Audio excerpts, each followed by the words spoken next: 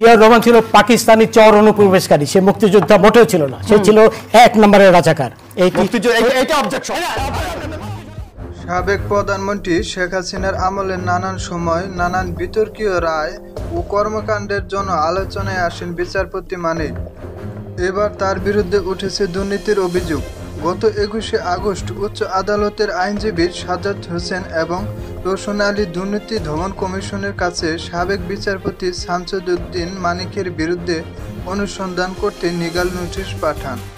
নোটিশে আইনজীবী সাজ্জাদ উল্লেখ করেন, সাবেক বিচারপতি মানিকের কাছে বাড়ি ভাড়া, গ্যাস বিল ও পানি বিল বাবদ সরকার পাওনা 14,19,000 টাকা, যা তিনি এখনও পরিশোধ করেনি। এছাড়াও গত 22শে আগস্ট বিচারপতি মানিকের বিরুদ্ধে আরও একটি মামলা করেন আইনজীবী জিয়াউর হক। এ মামলায় বলা হয়, বিচারপতি মানিক 2022 সালে 3রা অক্টোবর এক টিভি টক শোতে সাবেক রাষ্ট্রপতি জিয়াউর রহমানকে রাজাকার ও যুদ্ধ অপরাধী বলেন।